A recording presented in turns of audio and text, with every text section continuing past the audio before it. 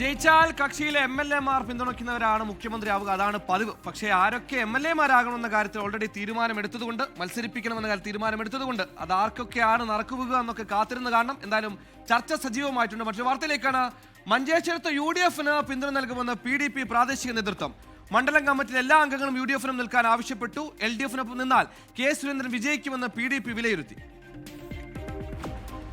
BJP-ക്ക് ഏറെ സാധ്യതകൾ വർദ്ധിച്ചു വരുന്ന ഈ സാഹചര്യത്തിൽ PDP ഉൾപ്പെടെ നമ്മുടെ പ്രസ്ഥാനത്തിൻ്റെയും അഭ്യുദയകാംക്ഷികളുടെയും ന്യൂനപക്ഷ വോട്ടുകൾ ഭിന്നിക്കുന്ന സാഹചര്യമുണ്ടായാൽ BJP നിരായാസം വിജയിച്ചു കയറുന്നൊരു സാഹചര്യമാണ് നിലവിലുള്ളത്. പാർട്ടി പിന്തുണ ഈ മണ്ഡലത്തിൽ വലതുപക്ഷ സ്ഥാനാർത്ഥിക്ക് UDF സ്ഥാനാർത്ഥിക്ക് വിജയിപ്പിക്കുന്നതിന് വേണ്ടിയിട്ട് പാർട്ടി പിന്തുണ നൽകുന്ന തീരുമാനം നൽകുകയാണെങ്കിൽ പാർട്ടി സംസ്ഥാന കമ്മിറ്റിയുടെ തീരുമാനപ്രകാരം രംഗത്തിറങ്ങി BJP-യെ പരാജയപ്പെടുത്തുന്നതിന് വേണ്ടി പാർട്ടി സജീവമായി രംഗത്തുണ്ടാവും. അങ്ങനെ ഒരു വ്യത്യസ്ത തീരുമാനമാണ് പാർട്ടി കൈക്കൊണ്ടിട്ടുള്ളത്.